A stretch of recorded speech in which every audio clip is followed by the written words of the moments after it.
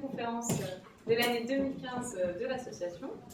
Je profite de ce moment pour remercier tous les membres de l'association qui ont participé à la réussite de ce projet et également à M. Fleury et toute l'administration pour leur confiance et leur soutien dans l'établissement de ces événements. Créée l'année dernière, MIT, c'est encore une organisation qui est jeune. C'est une organisation étudiante qui organise donc des conférences qui ont été choisies par les étudiants, donc pour les étudiants. Et si ça vous évoque un petit peu l'échange, c'est parce que MIT, c'est un acronyme de meeting, échange, expérience et transmission. Donc c'est le rendez-vous des spécialistes, ceux qui ont eu une expérience à partager, et face aux spécialistes en devenir, donc nous, la génération qui arrive, et c'est surtout l'occasion de partager, d'échanger et de s'enrichir des témoignages des uns comme des autres, puisque ça va également être un échange. Donc aujourd'hui, nous sommes très heureux parce que nous avons l'occasion de recevoir celui qui a écrit pendant de nombreuses années pour Le Point, puis pour Goemio. Également, il a créé son propre guide en 1989, Le Puy de l'eau, et il publie désormais dans le blog Les Pieds dans le plat, donc jusqu'à 4 posts par jour, et donc ça depuis 5 ans. Notre conférencier va donc partager avec vous aujourd'hui son expérience et nous expliquer à quoi sert vraiment un critique gastronomique, quel est son rôle aujourd'hui, dans une première partie, puis vous aurez l'occasion de poser vos questions. N'hésitez pas à les préparer tout au long de la conférence. Et je vous remercie d'accueillir celui qui a été promu chevalier des arts et des lettres en 1986, chevalier du mérite agricole en 1996 et chevalier de l'ordre national du mérite en 2009, Monsieur Gilles Pelossi.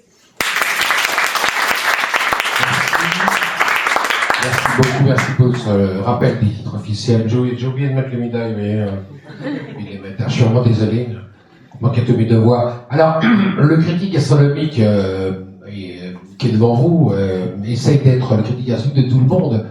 Le titre de la conférence m'emprunté à un ouvrage que j'ai publié il y a 2 ans chez Armand Collin, qui est destiné précisément aux étudiants et qui est traduit en brésilien, qui est traduit cette année en japonais. Donc, qui pensait que la France s'intéressait que la France, mais les Japonais vont pouvoir se nourrir d'exemples de ce livre.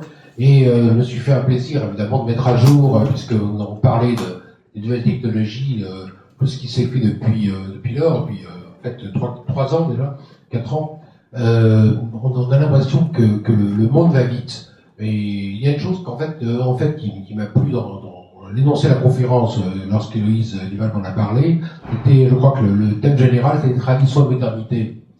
C'était un petit peu mon thème, moi aussi. Tradition, pourquoi ? Parce que le métier que j'exerce existe depuis fort longtemps, et modernité, parce que j'essaie de l'exercer justement le temps de mon époque, avec les nouveaux moyens, ceux du web. Aujourd'hui, lorsque les gens me voient dans les restaurants, je ne suis plus la personne qui écrit au point, qui écrit avec Cuisine de France, qui écrit la saveur, qui écrit de la Nouvelle d'Alsace, un pied à l'oreille, etc., etc. Mais je suis la personne qu'on voit sur Facebook. Je suis le gars qui fait Twitter, qui tweet. Je suis le gars du blog, et dans le plat, voilà. Et je corrige d'ailleurs un petit peu Héloïse qui disait que je publie sur le pied en plat ou sur le blog. C'est pas que je passe sur le blog, je publie le blog. Et en fait, tout ce qui sort du blog, effectivement, n'est pas toujours ma plus. Il y a un certain nombre de collaborateurs qui m'aident à faire ce blog. Et je suis en fait l'humble scribe, le transmetteur, et c'est ça dont nous allons parler ensemble. Et à quoi sert un critique gastronomique ? Voilà notre propos. Alors, d'abord, la première chose que je voulais vous dire, c'est une chose qui est évidente, c'est est-ce que c'est vraiment un métier ? Parce que lorsque les gens me demandent qu'est-ce que vous faites comme métier, alors je réponds journaliste. Et qu'est-ce que vous faites comme type de journaliste ? Alors je réponds timidement critique gastronomique. Alors là, les gens évidemment sont hilares, sont interrogatifs. D'abord, ils sont étonnés, ils pensent que je serais beaucoup plus gros que je ne suis.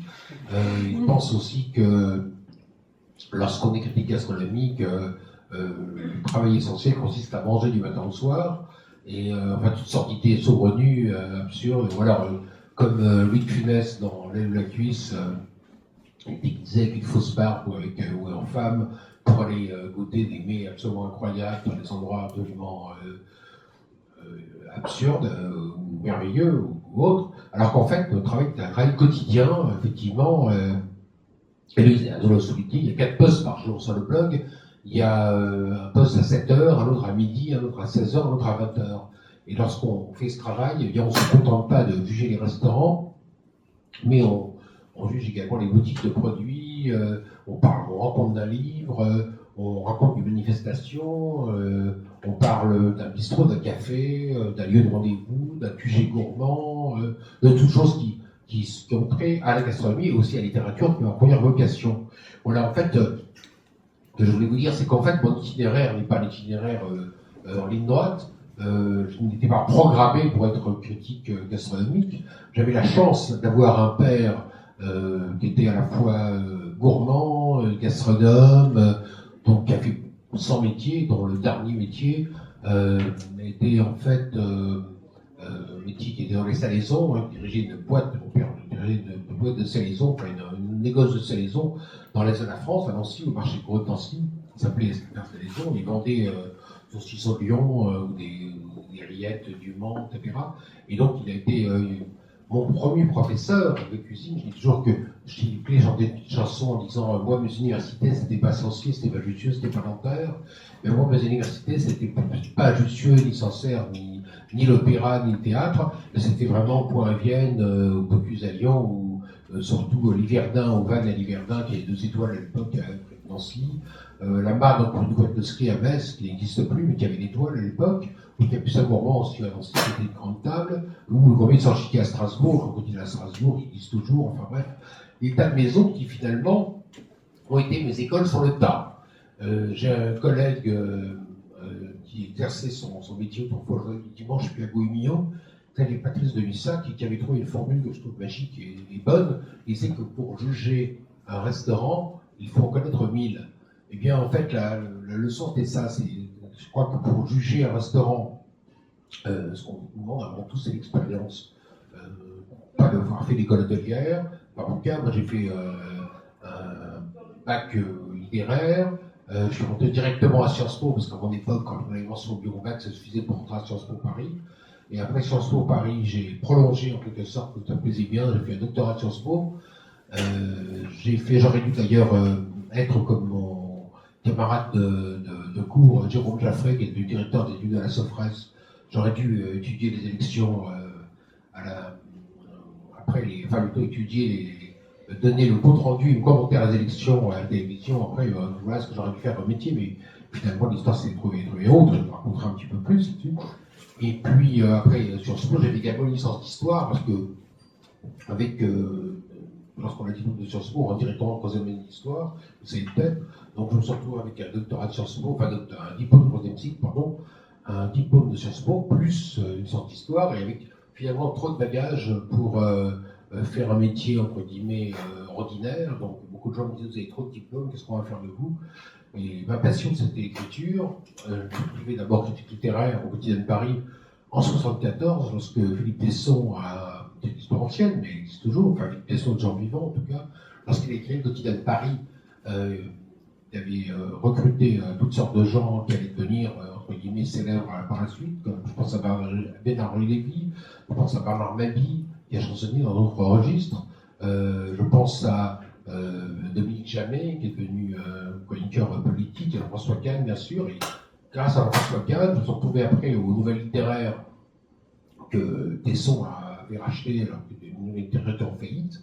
Et Jean-François Kahn a fait des nouvelles littéraires, un journal d'information générale qui n'était pas seulement littéraire. Et comme nous n'avions pas trop de sous pour embaucher une équipe d'éditoriale, eh bien, on proposait à chacun de faire en fait alors par exemple, Gilles Anquetil, qui était responsable d'un rubrique idée, se trouvait également à du jazz. Patrice Delbourg, qui s'occupait de la poésie, faisait également la chanson française. Jérôme Garcin, qui faisait les idées, était mon assistant, parce que je me suis occupé, moi, de la rubrique littéraire, j'étais chef du service littéraire.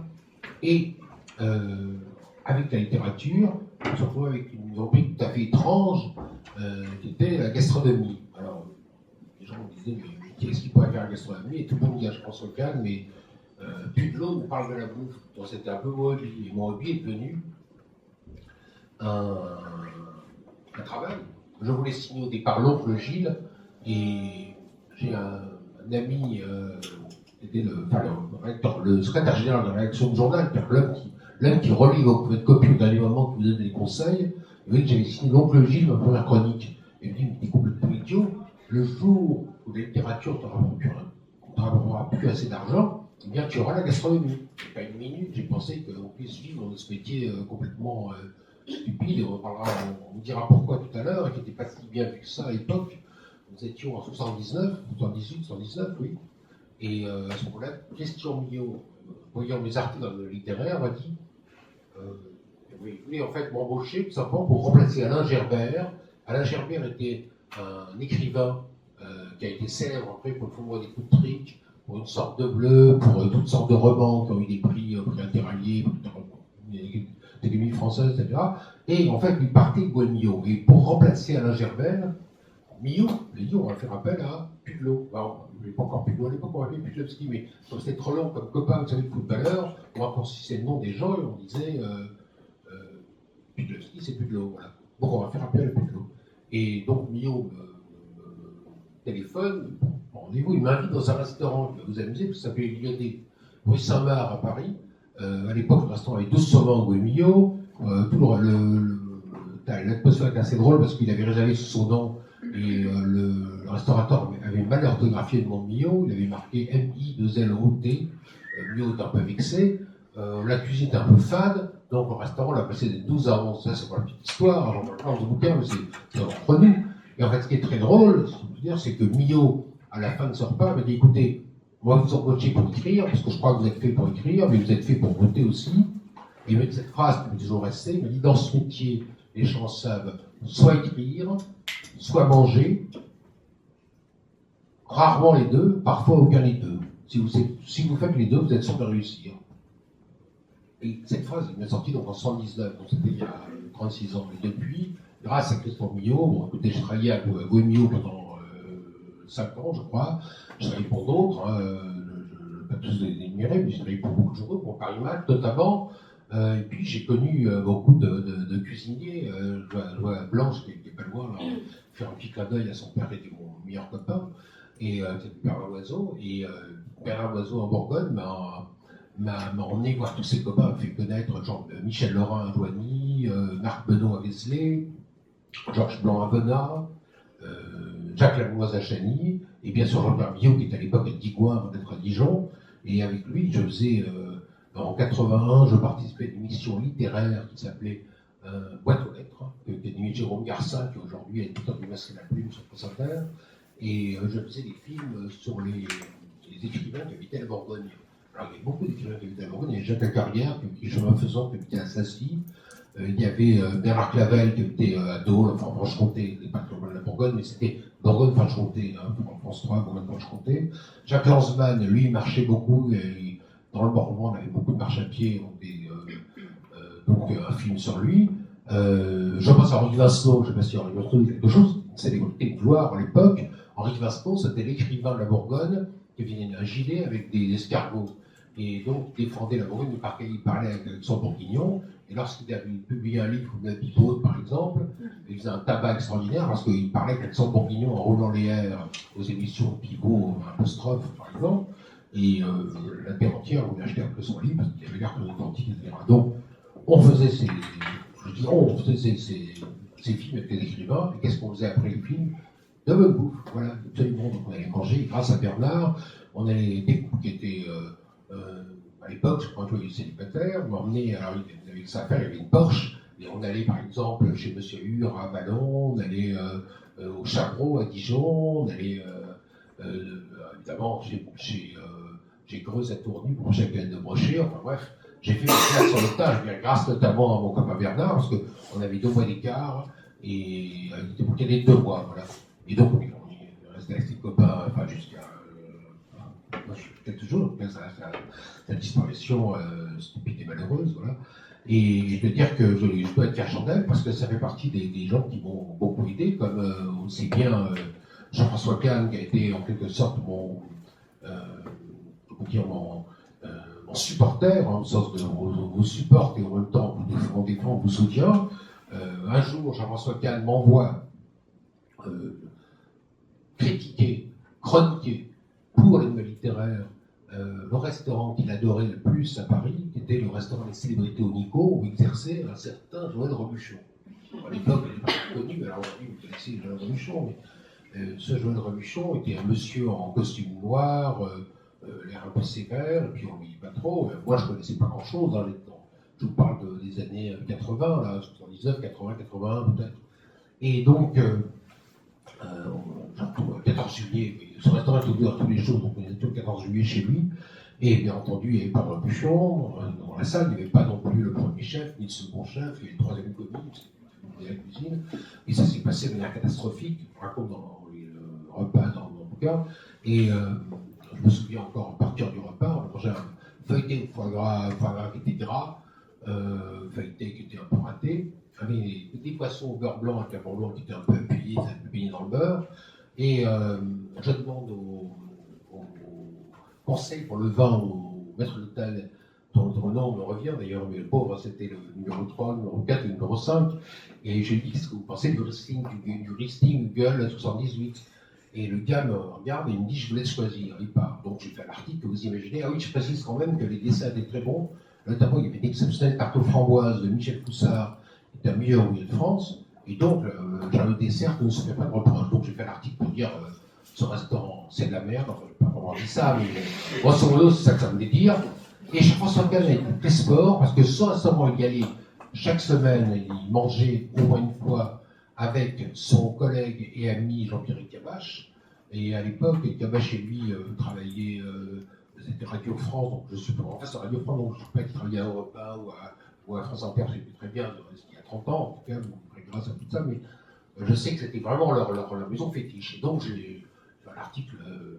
Puis c'est comme ça, souvent, plus grande scène qui commence. 6 mois plus tard, je suis retourné, alors oui, j'étais là, tout s'est bien passé. Et voilà. Pour vous dire que ce qui est important, c'est que la critique, elle se fait sur le tas, la connaissance s'est faite sur le tas, et puis, bien après ça, je suis rentré donc à Gouenillot, je suis rentré j'ai fait mon propre guide, si, j'ai rentré un match, j'ai écrit un match pendant pas mal de temps, j'ai rentré au point, bien sûr, et j'ai fait en fait, c'est une guide qui s'appelait, grâce à Jacques Lanzmann, qui me disait Pudlot, c'est pas plus facile à prononcer que Pudlowski.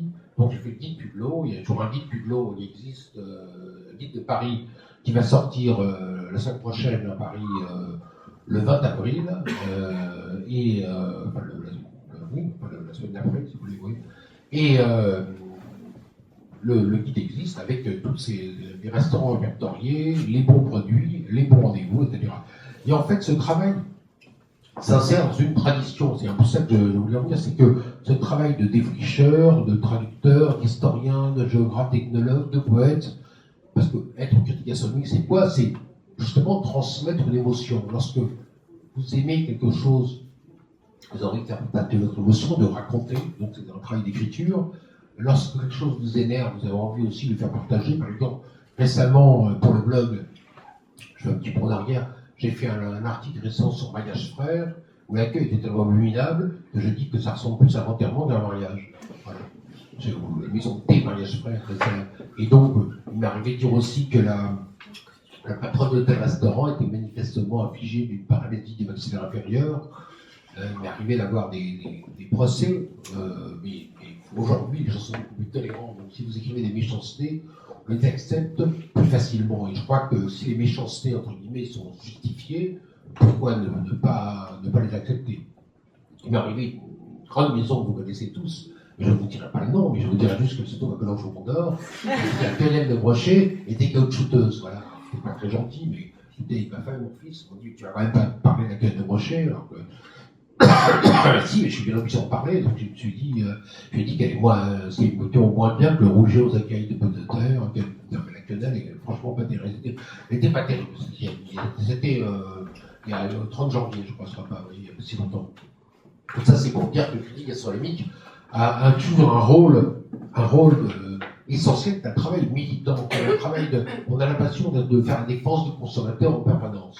Et je voulais en fait vous dire une chose essentielle, c'est que mon travail, c'est pas seulement mon travail en tant que Gilles Pudowski, mais j'ai beaucoup de collègues qui font ce métier, et nous nous inscrivons en fait dans une tradition qui est l'histoire de la cuisine. Lorsque nous parlons de quelque chose qui nous plaît, nous avons envie de dire non seulement du bien, à l'anglaise de Brochet, nous avons envie de dire du bien de la personne qui a fait, alors pardon, une volaille plutôt, nous avons envie de parler de la personne qui a fait cette volaille, ça peut être Paul Renaud à Rennes, ça peut être Jean-Claude Miral à Montréal-en-Bresse, enfin, négociant en tout cas, pas la personne qui a fait la volaille, mais la personne qui l'a conduite jusque dans l'assiette. Et en fait, nous mettons les produits en valeur, nous défendons la spécificité des régions, du terroir, nous donnons à voir en fait ce qui est essentiel pour nous, qui n'est pas simplement la cuisine. Il n'y a pas de bonne cuisine sans bon produit. Comme dit d'ailleurs Bocuse, la cuisine ne compte que pour 50% de la réussite d'un restaurant. Je crois que ce qui est essentiel, c'est de dire que lorsque vous jugez le travail d'une maison, le travail d'un chef, le travail aussi d'un restaurant, c'est-à-dire que ce qui vous plaît dans la cuisine, c'est à la fois le service qui met en valeur les choses qui vont vous plaire, vous émouvoir, parce que c'est une émotion qu'on recherche. Lorsqu'on mange un plat merveilleux, c'est au mange de la légende. Lorsqu'on boit un grand champagne, un Dom Pérignon par exemple, on boit un peu d'étiquette, quelque part, on boit du rêve, on mange du rêve. J'ai vu tout à l'heure une phrase de Michel Guérard qui était dans un des couloirs où on disait « il ne faut jamais être en retard d'un rêve ». Eh bien, je crois que notre travail, justement, c'est de traduire ces rêves en réalité, de dire est-ce que justement le restaurateur, le restaurant, le chef, le service n'ont pas trahi le rêve auquel on avait droit lorsqu'on allait au restaurant. Donc, magnifier la défense du goût, c'est notre travail, magnifier la gloire des terroirs, c'est notre travail, défendre aussi les régions. Hein. Lorsque on va à Lille, on n'a pas envie de manger spécialement du rouget de Lille, on va plutôt manger le rouget à Nice. La bouillabaisse, on a envie de la manger à Marseille, et à Strasbourg, on ira manger plus facilement de choucroute. Donc lorsque je viens à Lyon, généralement, j'essaie de prendre au moins une fois ce soir, je serai chez Daniel et Denise, rue Créqui, j'ai fait la part Dieu, donc je vais sans doute craquer pour la volaille, pour la quenelle, puisque alors, on dit la quenelle à Lyon, mais je crois qu'il faut essentiellement revenir aux fondamentaux. Si on aime la création, il faut d'abord amener la tradition. C'est votre thème de départ, voilà. Notre travail, c'est quoi aussi? C'est hiérarchiser. Hiérarchiser est essentiel. J'ai trouvé une phrase du misanthrope de Molière qui dit tout, où Alceste dit sur quelques préférences, une estime se fonde, et c'est n'estimer rien qu'estimer tout le monde. Si tout le monde est beau, c'est que personne n'est beau, si tout le monde est gentil, c'est que personne n'est gentil, si tout le monde est merveilleux, c'est que rien n'est merveilleux. Donc, mon travail, ça consiste à dire ça c'est bon, ça c'est pas mal, ça c'est merveilleux, ça c'est extraordinaire, ça c'est dégueulasse, ça c'est honteux, ça c'est scandaleux, ça c'est très bien. Alors, je vous rassure, lorsque j'ai commencé mon travail dans les années 80, la cuisine était beaucoup moins bonne qu'elle n'est aujourd'hui. Le produit était beaucoup moins frais. Je trouve que les restaurants de qualité prétendant à l'étoile, par exemple, pour prendre le repère de l'étoile au Michelin, c'est vraiment le niveau général s'est vraiment amélioré. Aujourd'hui, lorsque vous êtes dans un restaurant, on tombe presque toujours sur un élève de Trois Gros, Bocuse, Guérard, Loiseau, Blanc, etc., etc. Donc on a toujours l'impression, du casse, bien sûr, parce que du casse c'est partout, on a l'impression que la cuisine aujourd'hui, elle est bonne partout, elle est meilleure partout, parce que justement les élèves aujourd'hui, tout le monde veut faire Top Chef, Master Chef. Les jeunes qui voulaient être footballeurs ou je ne sais pas si vous avez vu Top Chef hier soir sur la 6, mais le petit gars qui a gagné avec sa coiffure style footballeur de 2015, qui sortait pour un gros mot après l'autre, donnait l'idée du chef à la mode pour lui, ce gars-là, il y a 10 ans, enfin, il a dit lui-même qu'il aurait été appelé la cuisine, il aurait été un voyou, mais peut-être qu'il aurait voulu être chanteur de rock ou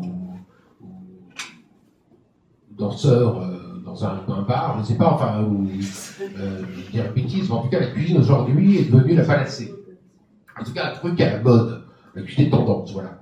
Donc, je crois que notre boulot, hein, encore là, c'est un boulot de garde-fou, un travail de précision, codifier, raconter, faire comprendre, expliquer, décoder les usages. Lorsqu'on ne comprend pas toujours ce que l'on mange, lorsque les gens, j'étais dans un restaurant tout à l'heure à Lyon, sur la Croix-Rousse, et je vois un dessert qui était intitulé de la sorte, c'était financier, chantilly à la rose, granola kitchen. Alors évidemment, comme un imbécile que je suis, sans doute, j'ai demandé au chef, il ne savait dire quoi, granola kitchen. Et j'ai pas dit granola, c'est des graines. On a emprunté ça à un restaurant qui s'appelle Kitchen Café, que vous connaissez peut-être, qui se trouve à Lyon. Et donc, c'est eux qui font un mélange de graines. Et il appelle ça comme ça. Donc, mon boulot, ça va être dans mon article d'expliquer, c'est comme ça, de traduire en français ce que les chefs ne comprennent pas toujours, c'est que le lecteur, un lecteur lambda, il a envie de comprendre ce qu'il va manger avant d'y aller. Donc, mon travail, ça consiste aussi à manger pour vous, à vous aider à ne pas, vous tromper lorsque vous allez choisir un restaurant, répondre à tous. Voilà. La cuisine, c'est quoi aussi? C'est l'art de parler la bouche pleine.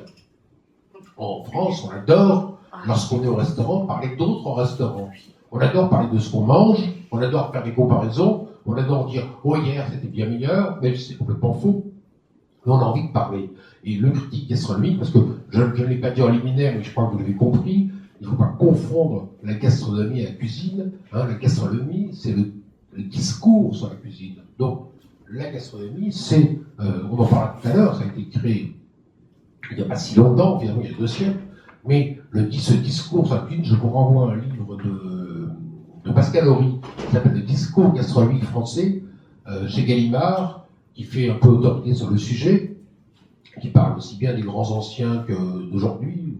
J'ai été cité dans ce livre, donc pas tout que le recommander, mais Pascal Horry, c'est un historien du CNRS qui raconte tellement que ce discours sur la cuisine a évolué à travers le temps.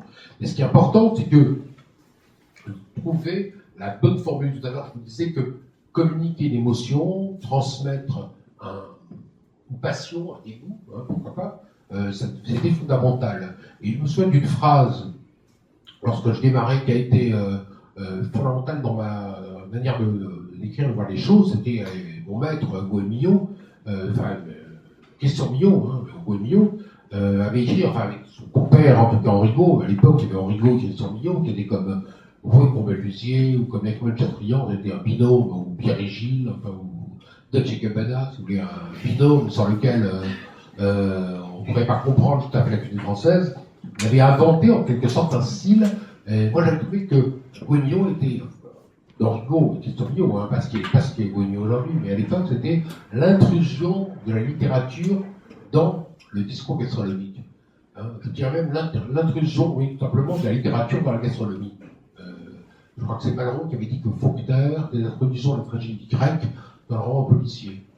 Et là, la formule, j'emprunte un petit peu à Malraux, en pâtichant ce qu'il avait dit sur Faulkner. Donc je répète, Goemio de l'époque, c'était l'intrusion de la littérature dans la gastronomie, tout simplement. Il y a une phrase que je trouvais formidable, lorsque Henrigot avait pleuré d'émotion chez Alain Chapelle en goûtant le gâteau de foie blanc à la Lucien Tendré, avec une salade de pompier pays du matin.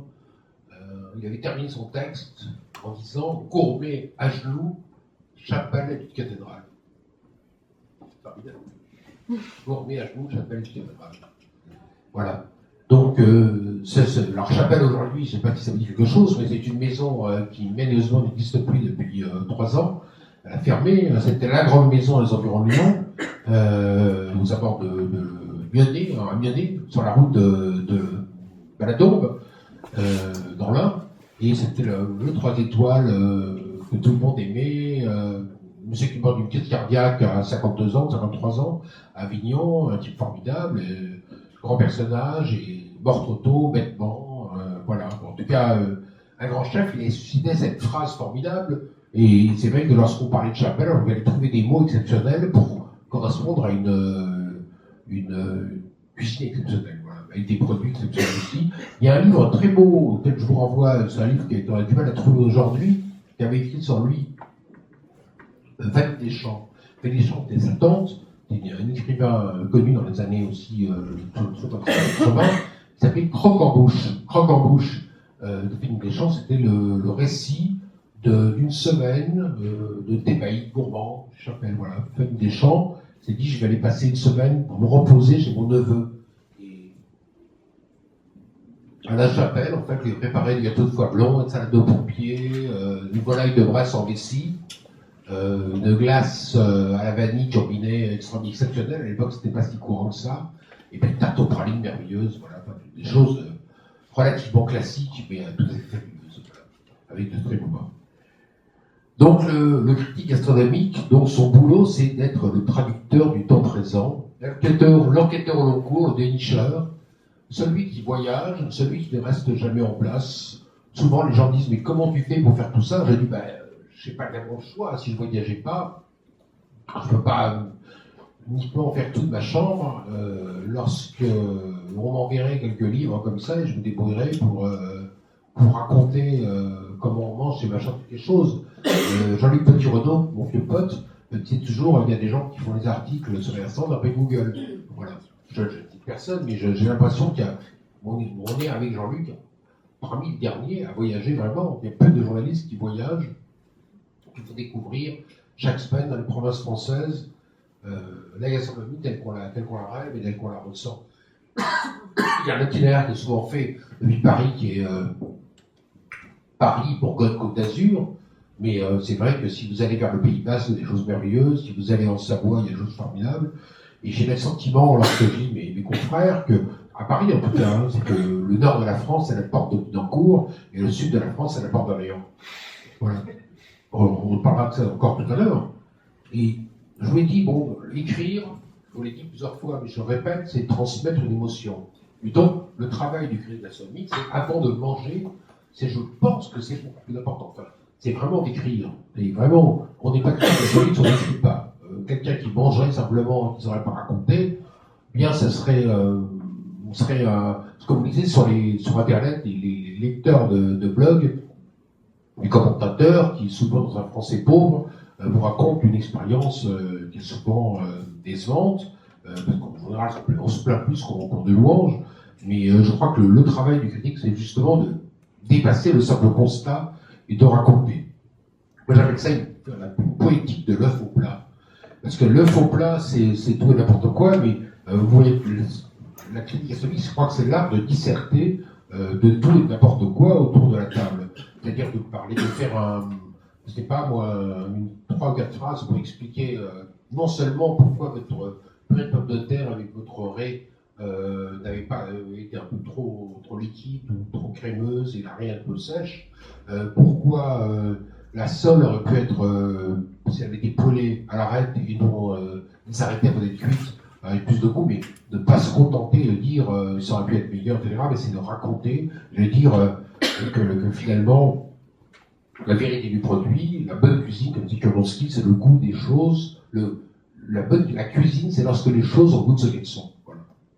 Donc ce travail, c'est aussi de faire rêver, faire saliver, donner envie de manger à tous, et puis découvrir les grandes tables, même à ceux qui n'ont pas les moyens, qui pensent ne pas les avoir. Moi, je me souviens en tout cas au tout début de pas de ma carrière, mais de ma carrière de gourmet en tout cas.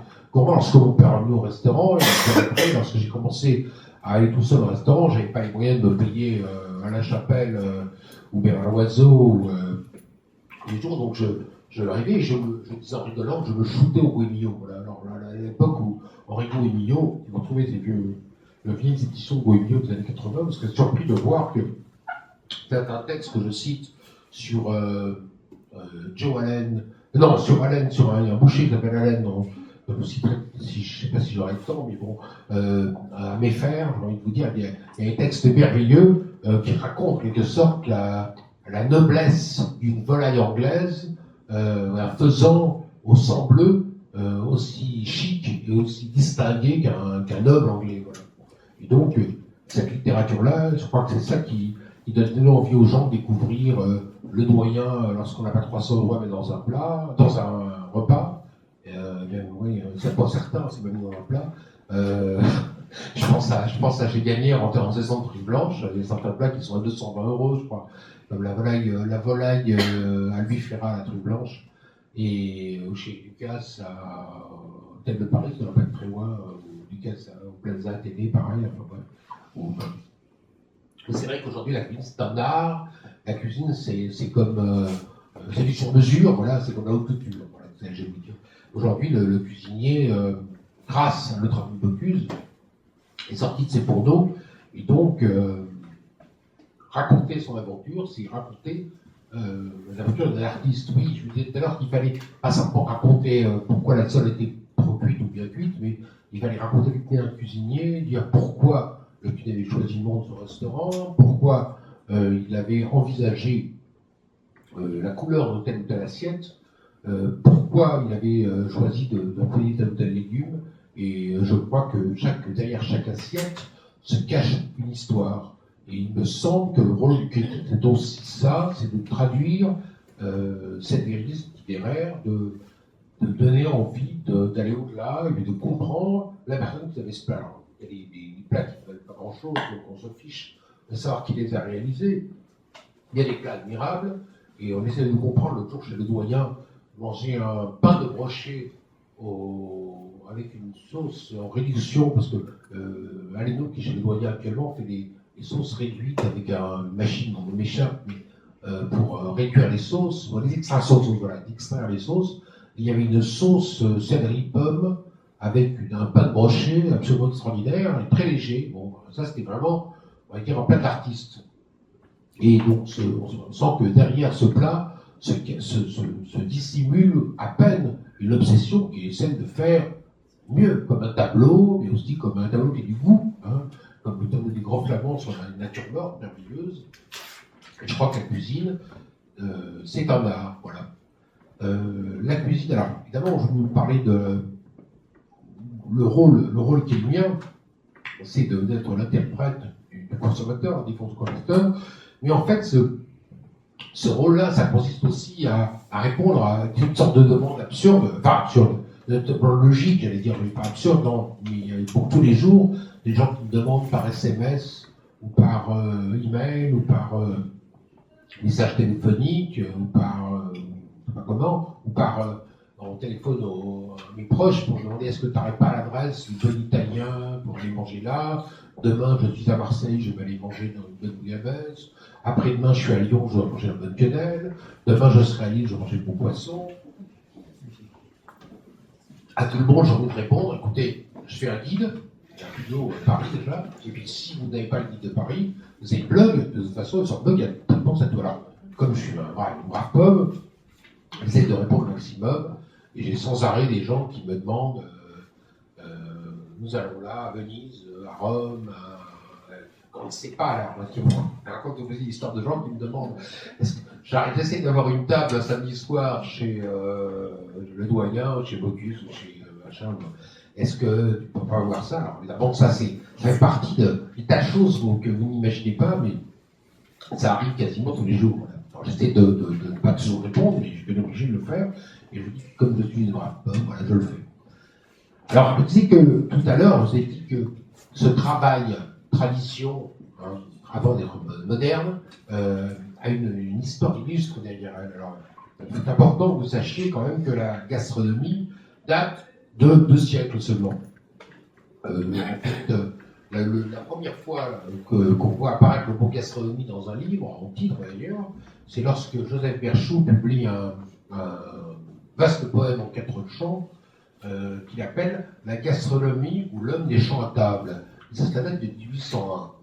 Et là-dedans, Joseph Berchoux ne fait pas critique du tout, hein, il discours sur la gastronomie. Et le seul vers que je peux vous citer de tête est un vers que je trouve très drôle. Il dit simplement jamais un repas ne valut un dîner. Non, pardon, jamais un poème ne valut un dîner. Jamais un poème ne valut un dîner. Voilà. C'est-à-dire que ce poète-là préférait la gourmandise à la poésie. Donc jamais un poème ne valut un dîner. Bon, ça, en tout cas, c'est la première fois que le mot gastronomie se trouve découvert dans la bibliophilie française, voilà, 1801. La critique gastronomique, alors le père de la critique gastronomique, notre père à tous, c'est bien sûr Alexandre Balthazar Grimaud de la Reynière. Alors, Alexandre Balthazar Grimaud de la Reynière, c'était le fils d'un fermier général, c'est-à-dire un inspecteur des impôts de l'époque royale, de Louis XVI en l'occurrence, qui, sous la Révolution, a sauvé sa tête et celle de sa famille, et a réussi à survivre. Il donnait des dîners étranges dans son hôtel des Champs-Élysées, avec des repas absolument hallucinants, avec un décorum incroyable, des candélabres allumés en pleine nuit, avec des personnages habillés de manière incroyable, et puis des plats très, très compliqués. Et il s'est amusé en fait à composer le premier almanach des gourmets. Voilà, l'almanach des gourmets date tout simplement de 1803. Alors, il y aura 6 éditions, et l'almanach des gourmets, c'est en fait le premier guide moderne des gastronomies, ce dont s'est inspiré d'ailleurs Henri Gault et Christophe Bio lorsqu'ils ont créé le guide Julliard en 63, je crois. Et l'almanach des gourmets, c'était quoi? C'était une balade culinaire à travers Paris. Il appelait ça d'ailleurs une promenade mendicatoire. L'homme qui va mâcher à travers Paris. Et cette promenade l'amenait aussi bien dans les restaurants comme le Rocher de Cancale rue Montorgueil, enfin à l'époque c'était rue Mondard, mais c'était juste en fait à rue Montorgueil, carte idéale, que bien sûr au Palais Royal, qui critiquait, alors il disait du bien de Corselet, qui était un grand traiteur, qui était l'importateur en France des produits exotiques. Il se moquait en tout cas des glaces de médiocre qualité de Véry, donc il faisait vraiment la critique gastronomique. Et il avait un jury, il avait inventé une espèce de jury gastronomique qui donnait des légitimations. C'est-à-dire que les gens apportaient leurs produits, ils se réunissaient pendant 3 heures ou 5 heures, ils discutaient des différents produits qu'ils goûtaient, puis si le produit était valable, eh bien c'était le premier label, en disant conseillé non pas par Michelin, mais conseillé par Grimaud de la Reynière et son équipe. Voilà. Ensuite, il y a eu Brillat-Savarin et sa physiologie du goût, mais c'est moins physiologie comment dire, Brillat-Savarin est moins un critique gastronomique, un chroniqueur, d'un homme qui a été magistrat au Parlement de Bélé, qui a été comment dire, violoniste en Amérique, parce qu'il est parti lui aussi, il n'est pas contemporain de Diego, il a été exilé en Amérique pendant la Révolution pour éviter de se faire couper la tête sous la terreur, il était noble, et Brillat-Savarin, Jean-Thelme Brillat-Savarin, voilà, publie en tout cas 4 mois avant sa mort, cette physiologie du goût, qui est célèbre. Je voulais vous dire quelques aphorismes, mais je crois que vous les connaissez tous. Il est célèbre surtout par les aphorismes qui sont au début de son livre. Alors, on dit par exemple, les animaux se repaissent, l'homme se mange, l'homme d'esprit seul sait manger. La destination des nations dépend de la manière dont elles se nourrissent. Dis-moi ce que tu manges, je dirai qui tu es. Un dessert sans fromage est une belle à qui manque un œil.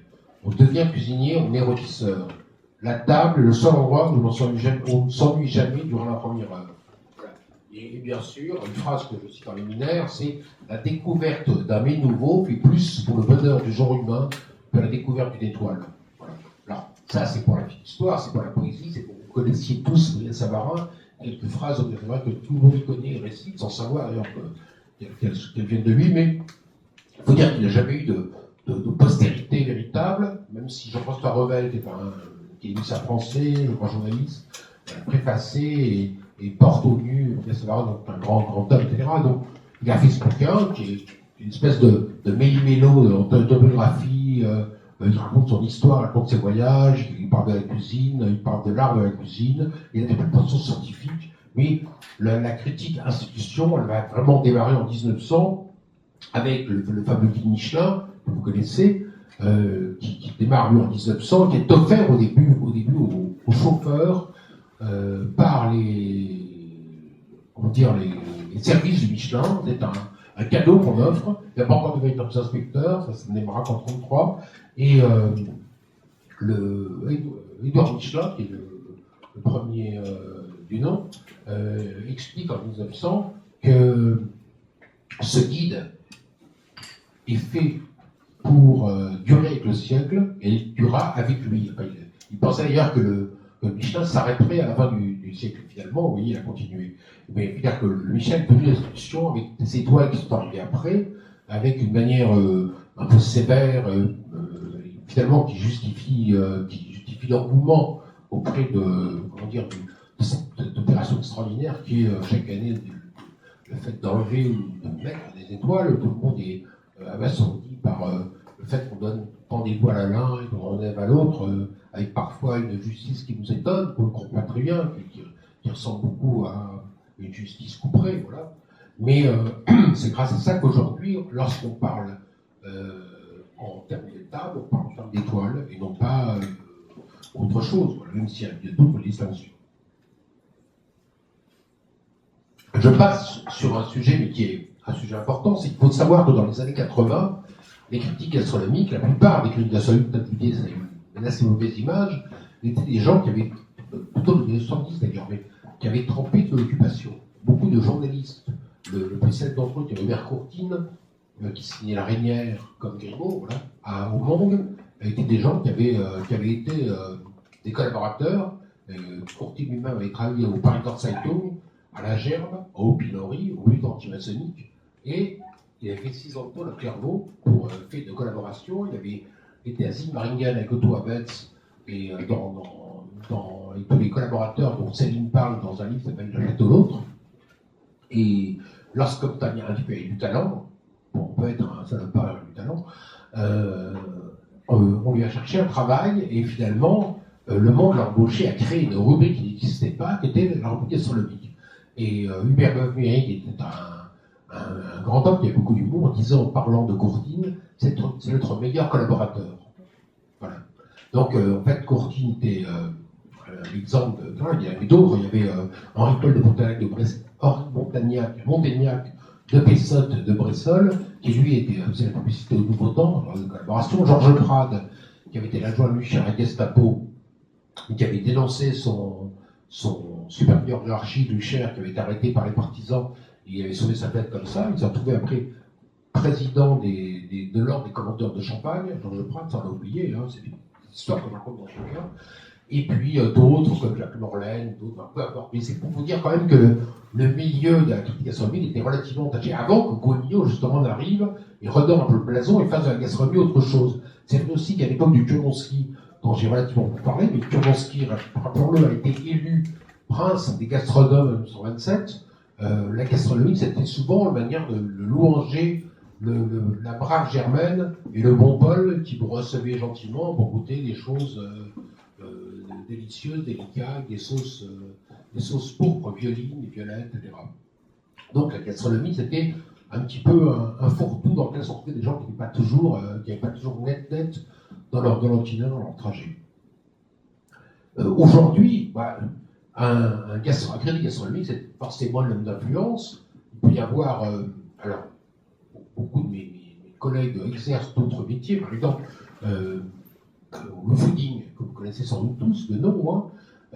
Alexandre Camas, c'est un garçon qui est jeune, qui a 40 d'années, qui organise des manifestations sponsorisées par San Pellegrino, Pernod Ricard, Orange, TGV, etc.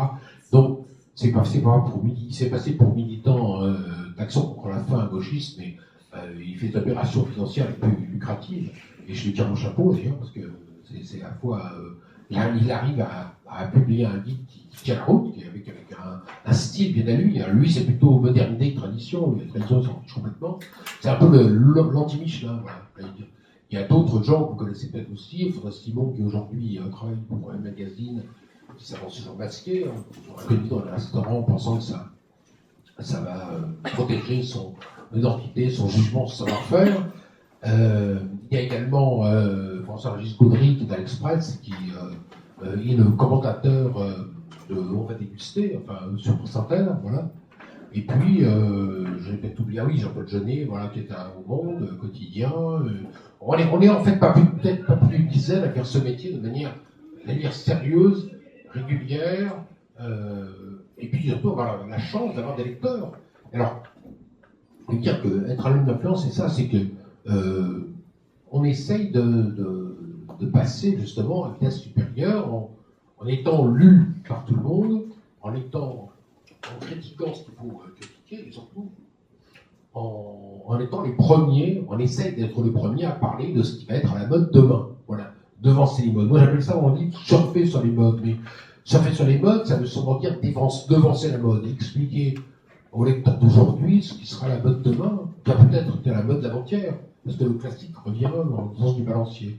Donc, j'allais dire qu'en fait, bon, le travail aujourd'hui du critique gastronomique, c'est un travail qui a un petit peu changé. Bon, en 2015, vous avez parlé de 1900, vous avez parlé de 1800, vous avez parlé de 1950, vous avez parlé de peut-être pas assez de la période Gogno, vous en avez parlé pas mal aussi ici, parce que la nouvelle cuisine telle que lancée Gogno, c'était justement de pouvoir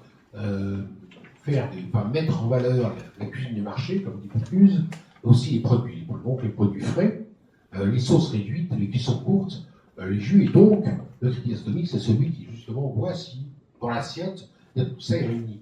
Mais c'est vrai qu'aujourd'hui, on est devant une cuisine beaucoup plus d'assemblage. On a le sentiment qu'il y a 3 ingrédients qu'on nous a posés comme ça, comme comme un tableau. Voilà, simplement, le critique gastronomique, ça ressemble presque à un critique d'art.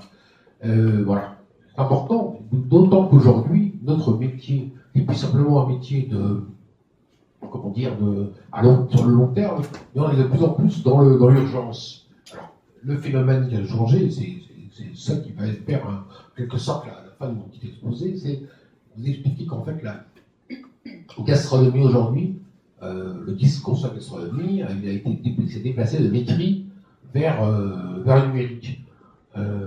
Moi, qui étais un homme de tradition, un homme de livres, puisque j'étais critique littéraire, ou de littéraire, je l'ai dit tout à l'heure, avant, au quotidien de Paris d'ailleurs, avant d'être gastronome, je me rends bien compte qu'on peut tout à fait faire de la littérature aussi sur Internet, avec les blogs, mais le blog, Twitter, Facebook, c'est devenu notre pain quotidien. Voilà. Pourquoi ? Parce que les lecteurs, ils s'en fichent un peu de savoir si il y a 6 mois, il y a 1 an, ça aurait été bien. Ce qu'il veut savoir, c'est où il va aller manger demain. Où il va aller manger aujourd'hui midi, ou ce soir. Le lecteur ne regarde plus tellement les livres. Le Michelin qui tirait à 600 000 exemplaires il y a 15 ans maintenant, aujourd'hui on est à 60 000. Donc c'est quand même un chiffre très symbolique. Gogno aujourd'hui, ça a été racheté par une boîte comme Magic Box, qui donc, est devenu un peu commercial, un peu différent. Donc, je ne préfère pas apporter de jugement, parce que c'est un concurrent ou autre chose, mais c'est pas très bien ce qu'ils font, mais très sincèrement, aujourd'hui, je ne comprends pas vraiment. J'ai l'impression, moi, en faisant un guide, d'être le dernier des Mohicans, d'être le journaliste à faire vraiment un guide. Mais c'est vrai que le gros du travail, c'est plus tellement un guide qui collationne l'expérience de l'année dernière, et c'est l'Internet qui collationne l'expérience d'aujourd'hui, de ce soir. Si vous allez Facebook, ma page Facebook, par exemple, vous avez déjà des photos du repas que j'ai fait à midi, avec la gueule du chef et la gueule de la serveuse. Donc, ce que veulent savoir les gens aujourd'hui, c'est où aller manger demain, ce qui est important ici, ce qui sera important demain, et surtout, me semble-t-il, travail sur fait le plus sérieux possible. C'est-à-dire que vous disiez surtout, quelque chose vous a plu, il faut le dire, quelque chose vous a plu, il faut le dire aussi. Et si le lecteur qui commente en vous disant écoutez, moi je suis très déçu de ce que vous avez écrit, je n'ai pas retrouvé du tout l'émotion dont vous parlez, je ne l'ai pas ressenti, eh bien, là, notre travail, quelque part, un petit coup dans l'aile. On a dit que finalement, notre travail à nous, c'est de faire en sorte que tout le monde se retrouve dans nos écrits. Voilà. Ce travail, c'est un postulat laïque. Qu'est-ce qu'il écrit ? C'est ça, c'est un militant du goût, un défenseur du consommateur, c'est quelqu'un qui tweet en disant la bonne table, la table trans à la Croix-Rousse, c'est substrat. La table rigolote du moment à découvrir, c'est Kitchen Café, pourquoi pas. Le bouchon à redécouvrir, c'est Denise, sûrement, je sais pas. Enfin, je dis ça un petit peu en l'air. Hein. Et parce que nous sommes à Lyon, et parce qu'il faut bien défendre Lyon. Mais c'est vrai que toutes les villes de France ont leur bonne table, leur bon coin, et le critique gastronomique, il faudrait être partout, voilà, partout à la fois. Donc, Internet nous permet quelque part, j'ai la chance d'avoir un collaborateur sur la Côte d'Azur, on est aussi là, et donc d'être partout à la fois. Lorsque Ducasse ouvre Monaco, et lorsque en même temps à Carcassonne, il y a un repas qui se fait avec je sais pas, là, Jean-Pierre Lallemand, Arnaud Lallemand, pardon, de 3 étoiles de Tokyo à Reims, qui s'est passé le week-end dernier, où il faut Riyad, mais en même temps, au hôtel de Gérardmer, lorsque le chef de Lyon vont au hôtel de Gérardmer, parce qu'à Gérardmer, il y a une tradition de cuisine. Joseph Viola, par exemple, de Denise, meilleur de France, est originaire des Vosges. Donc, j'ai été moi dans les Vosges, pendant quelqu'un d'autre qui était chez Lucas, encore un troisième à Carcassonne. Voilà, donc il faudra être partout à la fois. Donc, le critique gastronomique essaye d'être partout à la fois. Écoutez, je pense avoir à peu près tout raconté. On va laisser un petit peu la parole aux étudiants. Oui, on va vous laisser poser des questions. En sachant que de toute façon, je vais essayer de répondre. Ce qui est important, c'est les questions d'abord, avant les réponses. Est-ce que vous pensez que la critique gastronomique négative est encore constructive aujourd'hui? Est-ce que vous la pratiquez? Écoutez, moi je pratique la critique gastronomique tonique. Ce que vous appelez négative, la critique gastronomique, elle est dans mon blog, par exemple, elle se appelle les coups de gueule. La bonne question est bonne, hein, parce que ça prouve qu'il y a des lacunes dans tout ce que je t'ai raconté. Donc il aurait fallu parler plus qu'une heure. Mais j'ai inventé, entre guillemets, hein, c'est pas moi qui ai inventé, mais la personne qui est rédacteur en chef à l'époque de Cuisine de France a inventé pour moi une rubrique qui s'appelait les assiettes cassées, les assiettes de Jepilowski, pardon. Et dans Cuisine de France, il y a 85, un truc comme ça.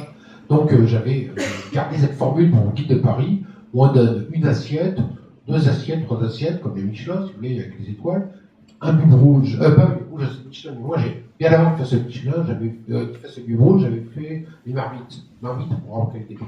Mais il y a également pour le table décevante, j'ai l'assiette cassée. Donc c'est ce qu'on appelle le critique négative. Et moi j'appelle ça la critique constructive.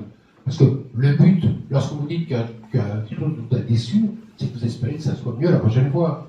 Donc si le service n'est pas terrible, si la cuisson est moyenne, si le produit n'est pas génial, si la carte des vins est trop chère, si le gars qui vous a accueilli est prétentieux, etc. Mon rôle à moi, c'est de faire la défense du consommateur, c'est d'écrire ce que vous auriez envie que j'écrive. Et donc, il vous arrive de publier encore des articles Oui, sur le blog, bien sûr. Je t'ai cité tout à l'heure, Mariage Frère, l'article n'est pas sorti. Hein. L'article n'est pas sorti. Ce que je vous ai. Ça sort, je crois que ça sort le. Je programme, ah oui, je ne l'ai pas dit non plus, mais je programme l'article en général. Comme vous avez compris que j'étais à Casson Studio, j'ai toujours une semaine d'avance. Je suis un grand inquiet, donc j'ai besoin de savoir que je suis lorrain, donc je ne l'ai pas dit non plus, mais les gens de l'Est, en général, ils n'aiment pas être en retard dans le boulot. Écrire un livre qui s'appelle Le devoir de français, ça veut dire qu'il faut être sûr d'être le premier pour rendre son mémoire à l'école. Donc, en tout cas, Mariage Frère, j'ai appelé ça un accueil sans sourire sur Mariage Frère. Et ça se termine par, ça ressemble plus à un enterrement qu'un mariage. En parlant d'accueil chez Mariage Frère. Mais si je peux dire du mal de quelqu'un d'autre, je le ferai volontiers. Et malheureusement, on mange très bien partout maintenant. C'est ça qui casse-pied. Non, je plaisante, vous avez compris. Mon maître, Christian Millot, disait le mauvais restaurant est la providence de critique gastronomique. Pour 2 raisons. Premièrement, on fait des maux d'esprit grâce au mauvais restaurant. Deuxièmement, on fait du régime. J'avais une question, c'était comment vous arrivez à évaluer un restaurant traditionnel face à un restaurant moderne? Par exemple, comment vous pouvez noter un Paul Bocuse par rapport à un Marc Perrin? Vous évaluez la qualité des mets ou est-ce que c'est... Il n'y a pas de critères particuliers. C'est vrai que c'est une bonne question. On va donner, par exemple, une assiette à un restaurant moderne, parce que le décor est moderne, parce que les présentations des places sont modernes, et un classique qui sera également... et c'est vrai que moi, je suis pas comme le fooding, par exemple. Il ne parle que du moderne et laisse tomber le classique. Moi, j'aime le classique et j'aime le moderne. J'aime le classique quand c'est bien fait, quand c'est pas trop lourd, quand il y a un beau service. Et j'aime le moderne quand il y a le décor vraiment chouette, quand les cuissons sont respectées, quand vous comprenez ce que vous mangez. Vous voyez, donc je pense que les deux ont leur place. Et il n'y a pas de base de critères différents. Les modernes casse-pieds et des classiques casse-couilles. Ouais. C'est pas du terme. Comment vous orientez le choix de vos établissements? Est-ce que vous êtes mandaté ou est-ce que c'est... comment vous faites le choix pour aller dans certains établissements plus que d'autres? Comment est-ce que vous faites le choix de vos établissements? Est-ce que vous êtes mandaté ou est-ce que comment est-ce que je fais le choix? Écoutez, je vais vous dire, j'ai la chance d'être un homme libre, donc je suis un homme libre, en même temps je m'impose des devoirs. Donc, j'allais dire, genre, c'est selon mon humeur, j'ai pas envie de faire 2-3 étoiles de suite, ou 2 restaurants étoiles de suite, parce que ce sont casse-pieds. Donc, mais en revanche, par exemple, si je vais à Lyon, je me dis, tiens, il faut aller voir le nouveau moderne et le nouveau classique. Par exemple, la dernière fois, je prends l'exemple de janvier dernier. Lorsque je suis venu, j'ai dû parler justement de Kitchen Café, qui était moderne, et j'ai dû parler d'un truc qui est sur le bord de la Saône, qui s'appelle l'Arsenic, je crois. Voilà. C'est très bien d'ailleurs, très bien, pas cher, sympa, etc. Et il y en a un autre qui n'était pas génial, un nom m'échappe là. Un autre qui n'est pas génial. Mais vous regardez sur le blog. Mais j'ai pas mis de coup de gueule. Je crois pas avoir mis de coup de gueule parce que c'était des braves gens. Mais tout ce qu'ils faisaient c'était les siffleurs avec du schmilblick et du Scooby-Doo. Vous voyez ce que je veux dire? C'était du moderne mal fichu.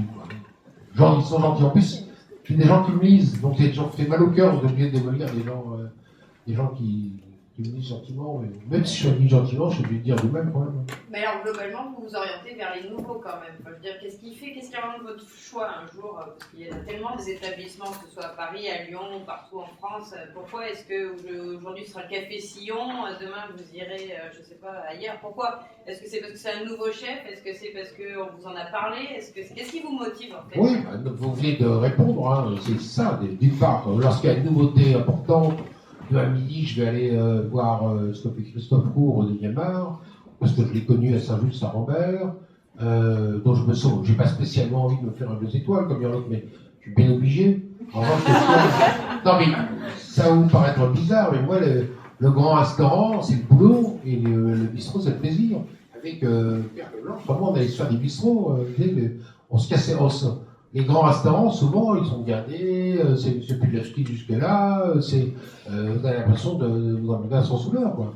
Donc, c'est vrai que c'est pas toujours, mais moi je me dis, je me sens quelque part, je vous l'ai dit, enfin, tout sur le grand lagus, c'est pour vous expliquer, je me sens quelque part dans aussi une mission, hein, lui, ça me poste la laïque, ce boulot.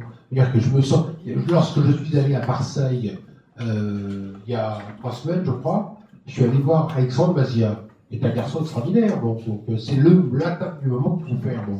Alors là, je suis attendu à tout, mais j'ai pas été déçu. C'est tout un mélange de Gagnère en plus simple, de David Toutain en moins compliqué aussi.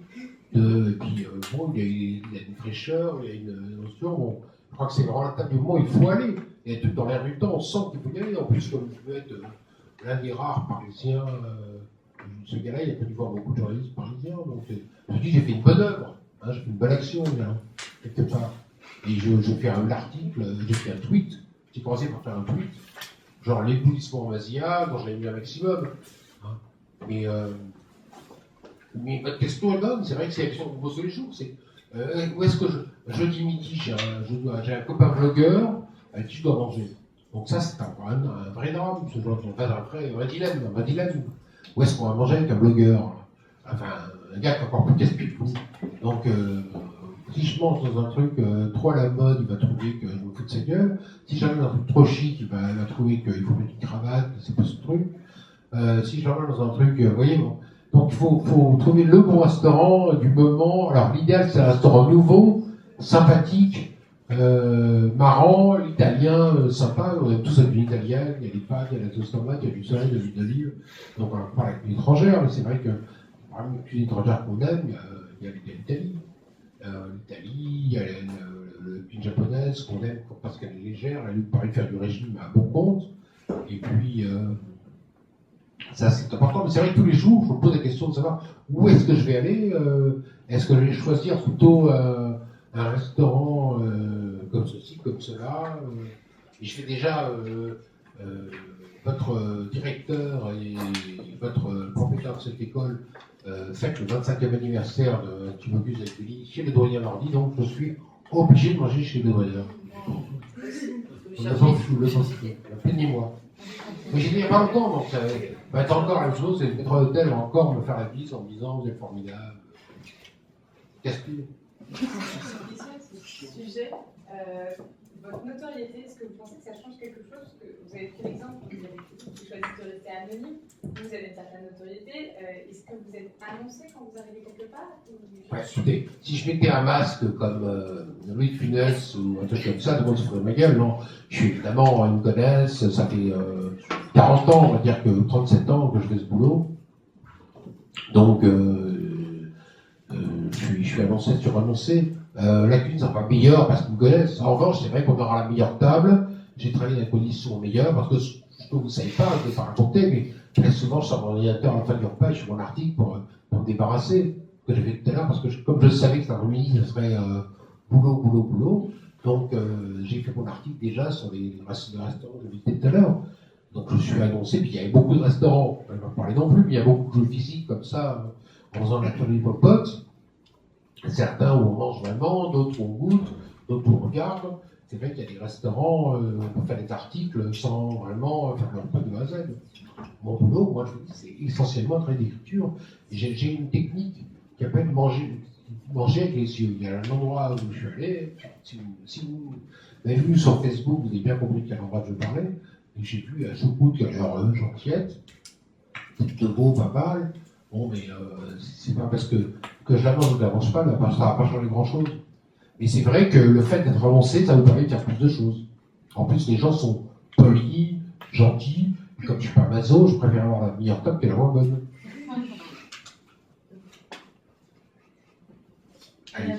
Vous disiez tout à l'heure que vous aidiez les consommateurs à ne pas se tromper. Est-ce que vous pensez que c'est pas plutôt un immense plaisir de trouver, de découvrir quelque chose par soi-même au risque justement d'être déçu ou en tout cas de se tromper? Écoutez, franchement, non. Il y a tellement, enfin, je sais pas, tout à l'heure, quelqu'un qui me disait, il y a tellement de restaurants, il y a tellement de restaurants à Paris ou à Lyon, à Marseille, etc., que je crois que mon rôle, c'est quand même d'aider le consommateur chercher par soi-même le bon restaurant. Il y a tellement de bouchons à Lyon, là, qui sont pas terribles. Je vais vous citer, tiens, pourquoi on ne parlerait pas de mauvais restaurants? Là où j'ai fait un livre qui s'appelle France Bistrot avec Maurice Rougemont, avec de très belles photos de Maurice, des textes, et on a fait les bouchons à Lyon, les stamines à Lille, les Vinchos à Strasbourg, les bistrots à Paris, etc. Quelques bouchons en Provence. Et donc à Lyon, on voulait mettre le Café des Fédérations, qui est un bouchon historique, très beau décor, type sympa, qui vous sert, mais ce qu'on bouffe, c'est franchement pas terrible. Et franchement, la charcuterie de bas étage, et elle s'est cuit n'importe comment, et c'est gras, et, en tout cas, le repas que j'ai fait. Hein. De même, j'ai un souvenir, mais il date un peu, donc peut-être que ça s'est amélioré depuis. J'étais un jour au Garret rue du Garret, avec quelqu'un de de tourisme, tout ce qu'on avait, le type avait travaillé chez Chapelle dont je vous parlais, Lacombe, Bocuse, etc. Et ce qu'on avait, c'était de la merde, excusez-moi les termes, hein. C'était terrine grasse, foie archi-cuit, enfin bon, c'était que le gars, il faisait du chiffre, comme on dit, il servait beaucoup. À l'inverse, le bouchon, où on est jamais déçu, je pense, par la cuisine, même si la patronne est une grande râleuse, c'est le café du Jura. Et chaque fois que j'y vais, je me fais engueuler par la patronne. C'est quand même facile, vous arrivez, vous êtes déjà en retard les Parisiens. Alors que j'arrive pas à Paris, on mange plus tard qu'à Lyon, on mange à 1h, alors qu'à Lyon, on mange à midi. Et enfin bref, cela dit, la cuisine est formidable. C'est pour ça que mon rôle, moi, ça consiste à vous dire, n'allez pas au Café des Fédérations, n'allez pas au Garret, mais allez au Café du Jura, ou allez chez Abel, au comptoir, la voûte des nez, pardon, Abel, ou allez, est-ce que je pourrais vous donner comme une Lavenière, par exemple, chez Hugo. Voilà, ou Repizé, chez Hugo Repizé, pardon. Chez Hugo Repizé. Il y avait que, enfin, on est à Lyon, c'est les bouchons qui reviennent. J'en ai oublié quelques-uns qui sont bons. Et c'est vrai que Lyon, par exemple, c'est une ville comme Paris, hein, vous avez tellement de restaurants. Je pense que le rôle du critique, c'est de dire ce que fait pas toujours le critique. On n'a pas parlé trop de la critique est celle de province. Je collabore à 2 journaux, je m'en vante, je suis fier, à 2 journaux régionaux qui sont l'un, République à Lorrain, le journal de ma ville natale, Metz, et l'autre, Dernier d'Alsace, depuis 90, donc 25 ans, et la République à Lorrain depuis 23 ans. Et la chronique, c'est quand même chaque semaine, 52 semaines par an. Donc je parle beaucoup de restaurants. Il m'arrive de dire du mal, je me fais parfois insulter. Au niveau de la messe d'Alsace, lorsque je dis du mal au restaurant, il me dit vous n'avez qu'à aller voir en Lorraine si c'est meilleur, ou si ça ne vous plaît pas, n'en parlez pas, ou pourquoi. Disons, vous êtes sérieux et honnête, enfin, vous faire insulter. Et ça va mieux maintenant, parce que les gens ils commencent à me tolérer. Mais alors que souvent, dans la critique gastronomique des journaux de province, on dit du bien de tout le monde. Enfin, il ne s'agit pas de dire du mal, mais il s'agit de dire au moins l'accueil pourrait être mieux, ou tel plat pourrait être mieux saisonné. Vous voyez, il y a au moins une petite pointe de critique. Comme hier soir, j'avais les Top Chef avec des Farmans, quand j'ai vu Hélène Darroze tremper sa fourchette dans le gars qui allait être L'Oréal, je ne sais plus comment il s'appelle, qui avait la banane. Et je sais pas, il avait fait une espèce de gargouillou, non pas selon moi, mais selon lui. Et elle a fait une grimace terrible en disant c'est trop salé, mal assaisonné. Bon, ben, il faut que ça ressorte dans les articles. Et c'est vrai que dans la presse de province, c'est très souvent tout est formidable, génial, magnifique. La belle Germaine et le beau Paul, on fait un bon restaurant et tout va bien. Donc je pense qu'au contraire, je joue un rôle d'équilibre. Évidemment, je pourrais très bien laisser les gens découvrir par eux-mêmes, mais voilà. Vous disiez que vous devancez la mode en tant que critique gastronomique. Est-ce que vous n'avez pas le sentiment plutôt de l'influencer, de la créer, en l'occurrence? Oui, les deux, on va dire les deux, mais peut-être que, on va dire, on essaye de, quand on dit devancer la mode, je vais dire par là, il y a des tables qui ne sont pas connues. Alors, je pensais à une table comme Les Affranchis à Paris, rue Henri Bonnier dans le 9e, tenue par les ensembles d'Ambroisie, ça vient d'être pris, personne n'en a parlé, ou pratiquement, enfin, une ou deux personnes, disons, en dehors de moi, bien sûr. Et je pensais, je me disais, tiens, allez-y avant que les cochons de la mode la dévorent, parce que c'est des maisons qui ne sont pas connues. En ce moment, il y a un mouvement vers le classique qui revient. Les gens veulent du classique. J'ai écouté à Paris le chalet italien, il a travaillé notamment, 3 étoiles italiens, Massimo Bottura, de la Francesca Cana à Modène, et il fait une cuisine française. Non, c'est vrai, j'ai perdu oui, c'est ça, Modène, je crois. Massimo Bottura. Et il fait une cuisine classique française, et même un peu régionale. Il y avait un dessert qui vous aurait amusé, c'était une galette bressane, servie chaude, avec une glace aux pommes, je crois. C'était superbe. Et le gars, menu à, alors, pas bon marché, parce que c'est le menu à 41 €, c'était un samedi midi, et il ne sert pas le menu de semaine à 30 €, c'est à 41 €. Mais ça vaut franchement une étoile. Hein. Et alors, je me dis là, mon rôle de penser à l'autre, c'est moins de dire j'enfonce au clou en disant allez-y, c'est génial, formidable, etc. On fait parfois un peu trop, mais je me dis, mon rôle, c'est de dire aussi, aujourd'hui, c'est plus de mettre des petits pois dans l'assiette, de créer des ailes balsamiques, des fameux de salade en trop, parce que les conneries, le chichi dans l'assiette, on voit ça partout. Et ce qui est important, c'est que les choses, en goût ce qu'elles sont, comme disait Pirotsky. Mon boulot, c'est de dire, alors évidemment, des fois on suit la mode aussi dans le savoir, hein, on est parfois un peu embêté parce qu'on va dans un instant qu'il vient d'avoir l'étoile Michelin ou les étoiles Michelin, donc on ne peut pas dire il ne faut pas vraiment l'étoile, on essaie de dire gentiment. Quoi. Je suis allé le jour où Julien, je parle du chef qui a eu 2 étoiles, au Lancaster à Paris. Roucheteau. Bravo. Exactement, Roucheteau. Bravo. Pierre Roucheteau, bon, j'ai parlé de lui le jour où. Exactement, bravo. Donc j'ai été embêté parce que franchement, ce qu'on a mangé m'avait pas de pas. Si ça vaut 2 étoiles, j'en balance. Mais franchement, c'était pas génial. Voilà.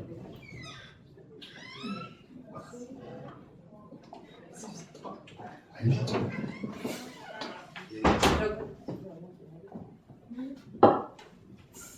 Si la légitimité est basée sur l'expérience, quand on devient un critique gastronomique, comment acquiert-on la reconnaissance après? Parce que, imaginons, demain je vais devenir critique gastronomique, en dehors du bagage scolaire, j'entends, et tout ce que vous avez fait jusqu'à aujourd'hui.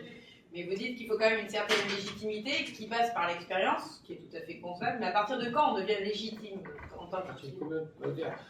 S'il faut 20 ans, À partir de 30 combien de ans, restaurants tu es légitime? 20 ans, 30 ans, Je 15 t'ai ans. cité la phrase de Patrice de Lussat qui disait pour juger un restaurant, il faut en connaître 1000. Donc c'est un palier.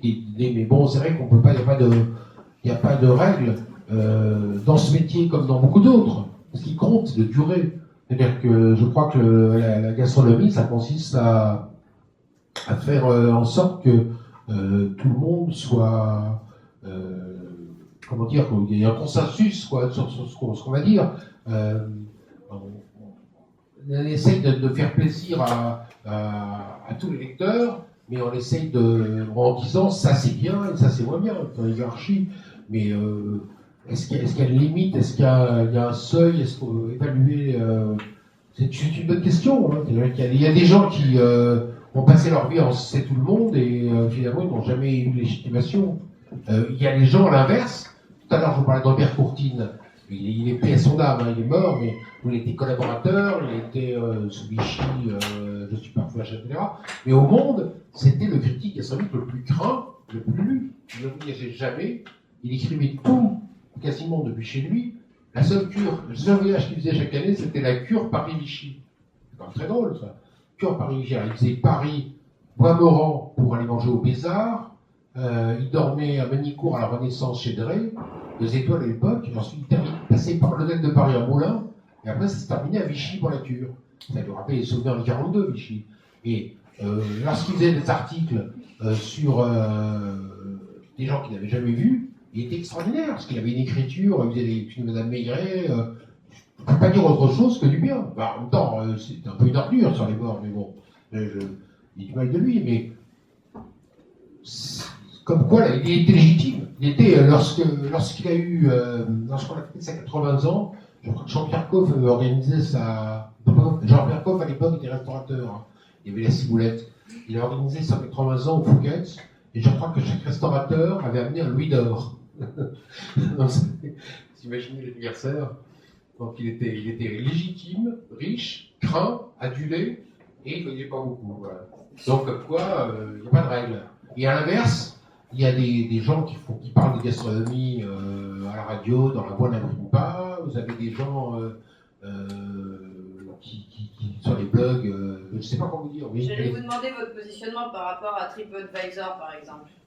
Ah, écoutez, moi je suis pas du tout dans la même cour. Hein, non, mais votre avis à vous par rapport moi nous on a 300 000 visiteurs uniques sur le blog chaque mois, donc on est modeste par rapport à TripAdvisor. Mais TripAdvisor c'est vraiment, on dirait, je pourrais dire que TripAdvisor est concurrent par rapport aux concurrents du Michelin, concurrent de. Aujourd'hui, dans mes TripAdvisor, il y a beaucoup de lecteurs de guides qui laissent tomber les guides pour se référer à TripAdvisor. Et beaucoup de restaurateurs qui se plaignent de ça. Donc, je n'ai pas de position sur le sujet, mais je suis sceptique. Mais c'est vrai que c'est comme pour le Zagat. Vous savez, aux États-Unis, il y a un guide que vous connaissez qui s'appelle le Zagat, où on fait régner la démocratie règne de manière générale sur. Enfin, on fait croire que c'est un lecteur qui choisit ses restaurants. Donc, des fois, vous retrouvez le meilleur restaurant de New York. Ça peut être un restaurant de sushi plutôt anodin pour nous. Et en 3e position, en 5e position, enfin, au moins bien aidé de 3 points, vous avez par exemple la meilleure maison de New York qui est Thomas Keller, Percé. Donc, c'est pas mieux non plus. Donc, j'ai pas de religion là-dessus, mais moi, ce que je dis, je tire mon chapeau à ceux qui ont créé TripAdvisor parce que ça marche. Donc, tout à l'heure, je vous parlais du fooding, c'est pareil. Hein. Moi, à partir du moment où le truc marche, les gens ont raison. Il faut continuer.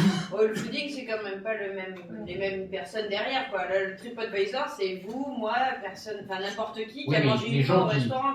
Quelle est sa légitimité? Oui, mais il y a les gens qui gagnent leur compte avec TripAdvisor, des gens qui gèrent le site avec la publicité derrière, et donc je pense que les gens qui ont fait ça, ils sont très forts parce qu'on ne les connaît pas, ils sont pas les trucs. Et pourquoi ne jamais avoir travaillé au guide Michelin? Excellente question. Il faut leur demander. J'aurais eu le plaisir de refuser. Vous travaillez plus du tout avec Christian Millot? Ah, non, il travaille plus non plus. Millot, aujourd'hui, il est né en 29, donc il a un certain âge. Et bon, Guy et Lee Newman, nous travaillons ensemble, mais on reste très amis. On est beaucoup plus amis d'ailleurs maintenant qu'on était à l'époque où il était mon patron et moi son humble élève. Il me parle de manière comme si c'était son fils. D'ailleurs, je lui ai dédié ce bouquin en mettant à mon maître, Christian Millot. Mais c'est ma référence. Mais d'ailleurs, je crois qu'il se reconnaît plus dans ce que je fais moi que dans ce que font les gens qui ont repris son guide, sans vouloir dire du mal des gens qui font Goemi aujourd'hui. Sans vouloir dire du mal de personne, on a remarqué qu'on dit du mal de personne. C'est tout l'art d'être un bon. Et pourquoi est-ce que vous dites que vous refuseriez une offre du Michelin? Pourquoi? Oh, parce que je suis un garçon, vous savez, j'aime bien me lever à l'heure que je veux, j'aime bien pouvoir dire mal à qui je veux, j'aime pas trop la vie de bureau, et je trouve que les gens qui font le Michelin sont un peu concons, on parle entre nous, hein. Personne ne se sera pas répété, donc. Mais bon, voilà, ils sont très bien. Je préfère les avoir comme amis, concurrents. Ils sont sympas. J'ai mangé avec Monsieur Ellis, qui est un garçon charmant. J'aimais beaucoup Monsieur Desjardins, qui était venu ici, qui a été parrain d'une promotion. Aujourd'hui, ceux qui font le Michelin, c'est des gens qui sont plus jeunes que moi, donc je suis un peu vieux con par rapport à eux. Alors qu'avant, c'était le contraire. Hein, Desjardins et les choses, c'était mes aînés. Et les gens qui font le Michelin aujourd'hui, on n'a plus grand-chose à raconter. Est-ce que vous pensez qu'il y a, enfin, sans parler de langue de bois, choses comme ça, est-ce qu'il y a quand même toujours une grande légitimité derrière Michelin, ou est-ce que c'est devenu trop politique, justement? Est-ce que ça vous gêne, ça aussi, dans la prochaine? Non, ça me gêne pas. Moi, je trouve que c'est bien d'avoir une référence. Tout à l'heure, vous disiez qu'on parle en termes d'étoiles, de la même manière que l'on parle en mètres pour mesurer la longueur en France. On parle pas en miles, on parle en mètres. Donc on parle en étoiles. Et le Michelin est comme disait Churchill de la démocratie, c'est le pire des systèmes après tous les autres. Le pire des systèmes après tous les autres. Donc le Michelin, c'est bien. Simplement, en plus, ça nous permet de pouvoir dire du mal d'un énorme truc chaque année, donc c'est génial. Mais il y a 90% de bon dans le Michelin. Et tout ce qui nous intéresse, le discours qu'on va tenir, ce sont les 10% restants. Est-ce que telle personne a mérité de perdre ça? Est-ce que tel autre a mérité de gagner? Il y a des trucs incompréhensibles, d'autres qui sont légitimes. C'est important, je trouve qu'il faut des institutions pour pouvoir dire du mal des institutions. Et le critère qualité de vie dans le côté professionnel, on dit maintenant, par rapport à l'actualité, que ce serait bien que ça rentre en ligne de compte la qualité de vie des salariés, j'entends, dans l'obtention ou pas d'une étoile. Comment ça se passe, on va dire, en back-office. Est-ce que vous pensez que ça peut rentrer vraiment en ligne de compte, ou est-ce que ça arrivera? Est-ce que vous pensez que ça pourra un jour rentrer en ligne de compte dans le gain ou non d'une étoile dans un établissement, la qualité de vie au travail? La qualité de vie, tout ce qui est... La qualité de vie au travail. Je sais pas comment vous expliquer. Oui, par exemple, vous parlez de l'histoire de le fait que les gens se plaignent qu'il y a eu des plaintes chez Production. Par exemple, est-ce qu'aujourd'hui, les conditions de vie, les conditions de travail rentreraient en ligne de compte de l'obtention ou pas d'une étoile? J'entends en conditions de travail le nombre d'heures, la façon dont il y a le monde dans la brigade, le turnover, des choses comme ça. Oui, très sincèrement, ça c'est une question qu'on se pose lorsqu'on est dans les coulisses. De l'extérieur, je pense pas que qu'un restaurant, que le jugement qu'on va porter sur la qualité d'une cuisine, d'un restaurant ou du service, et à faire avec la manière dont... Il y a des restaurants où ça se passe de manière épouvantable en cuisine, où c'est très bon. Et à la limite, comme lorsqu'on apprend qu'il y a une plainte chez Reno, une plainte chez Robuchon, une plainte chez machin, toutes choses, on se dit ils ont tellement l'air de filer au pain qu'on n'est pas complètement surpris. Et en même temps, moi, mon rôle à moi, c'est de voir est-ce que c'est bon, est-ce que c'est pas bon. Mais le Michelin va pas, je pense, le Michelin actuellement change beaucoup, hein, donc je ne veux pas parler pour le Michelin. Donc, Non, alors vous parlez d'éthique, vous parlez de produit, du respect du produit, mais le respect du salarié, ça me semble aussi, je sais pas, aujourd'hui, dans un métier qui est aussi beau et qui est aussi, c'est une œuvre d'art, mais si derrière il y a des mecs qui sont, vous voyez ce que je veux dire? Vous avez tout à fait raison. Non, mais je ne dis pas que vous avez tort. Je dis juste que dans je ne suis pas censé savoir ce qui se passe dans les cuisines. J'ai vu la série Chef sur France 2, où on était entre le cassage de gueule, le harcèlement sexuel, enfin bref. Et donc, dans les cuisines françaises, il y a des choses qui se passent plus ou moins bien, mais je pense que là, c'est quand même dans la caricature. Donc voilà. Donc je dis que tout doit tenir en ligne de compte. Hein. Et ce qui compte essentiellement quand même, c'est que j'ai la qualité. Le scandale, si scandale il y a eu cette année, en tout cas, c'était pas qu'on ait donné que 2 étoiles à Bucasse, c'était pas qu'on ait enlevé. Donc moi, j'ai pas compris qu'on ait enlevé une étoile au Crocodile, alors Crocodile, on mérite plutôt 2 à Strasbourg. Maria à Tours, une maison de grande tradition, pas d'étoiles du tout. Charenton, Bordeaux, ils ont raison, et puis perdu également. L'impression que j'ai aujourd'hui, c'est que le Michelin a perdu le repère des valeurs de tradition. Je crois que les maisons, autrefois, le Michelin était très la tour d'argent, Maxime, etc. Et aujourd'hui, c'est la tour d'argent, une étoile, Maxime n'existe plus, Barrier n'a plus d'étoile, Crocodile n'a plus d'étoile, L'Huîtrière à Lille a fermé. Enfin, c'est un peu le. Je trouve que le Michelin est un peu joue un peu trop la mode contre la tradition. Parce que c'est ça le thème de notre débat. Je trouve qu'aujourd'hui, on est plus dans la modernité et pas dans la tradition. Moi, je me sens plus Michelin, si vous voulez, que les gens du Michelin actuellement. Je me sens plus proche de M. Negelen ou de M. Trichot qu'elle était, que sont actuellement. Bon, M. Vaccalis, je suis pas sûr qu'il ait une opinion, mais ceux qui sont avec lui, là, les jeunes inspecteurs qui décident. Bruno Cirino, par exemple, qui est un peu l'artisan à la Côte d'Azur que tout le monde aime, a perdu sa 2e étoile l'an passé. Personne n'a compris pourquoi. Ça n'a jamais été justifié. Et le Crocodile à Strasbourg, pareil. Est-ce que vraiment cette maison qui a cette cuisine, ce service, cette cave, mérite de cuire un étoile du tout? Ça ne tient pas de tout. Donc il y a des trucs qui m'échappent totalement. Donc le Michelin, là, est à mon avis hors de son rôle. Je pense que Michelin, autrefois, défendait quand même certaines valeurs françaises importantes. Aujourd'hui, le Michelin donne 3 étoiles à un restaurant de sushi à Tokyo, qui est dans le métro de Tokyo. On veut mettre les meilleurs sushis du monde, mais est-ce que le restaurant, c'est le meilleur sushi du monde, mérite 3 étoiles? C'est la question qu'on pose. Il n'y a pas de dessert, il n'y a pas d'hors d'œuvre, il y a des sushis, et c'est dans le métro du Japon. Et comme effectivement, ils ont fait un bon commercial au Japon, ils dit chapeau le Michelin. Voilà, ils font comme Cabas, comme le Fouillis. Moi, j'ai dit qu'il y a n'importe tous les coups. Voilà. Une dernière question, peut-être Moi, j'imagine qu'on vous la pose à chaque fois cette question, mais c'est quoi votre restaurant préféré? Mon restaurant préféré, c'est Daniel et Denise à Lyon. Non, mais je vais vous faire. C'est une question. Je vais vous dire. Un jour, je vous raconte une histoire. Il y a une japonaise qui vient à Paris. Elle va à mon guide de Paris et elle me dit quels sont vos 10 restaurants préférés à Paris. Je dis, vous prenez ceux qui ont 3 assiettes dans le guide. Elle me dit, non, la question que je vous pose, c'est votre opinion personnelle. Alors je lui dis, je ne suis pas japonais, je n'ai pas d'un côté mon opinion officielle et mon opinion personnelle. Vous voyez, non, mon restaurant préféré à Paris, ça serait les 3 assiettes, ça serait Passard, ça serait l'île Savoie, ça serait Taïwan, ça serait le Doyen, ça serait le Skier au Georges V, ça serait Jean-François Piège, par exemple, enfin, parmi ceux que je n'oublie pas, et du Tournier au Gascon. Tiens, voilà, un restaurant qui n'a que 2 étoiles et qui mérite 3 étoiles. Du Tournier au Gascon. Ça fait partie de mes restaurants préférés. Et puis, bistrot que j'adore, comme je cite souvent le lieu du Saint-Marc, mais la cuisine un peu comme ça, et le lieu est génial. J'aime bien le bistrot, j'aime bien le petit bistrot.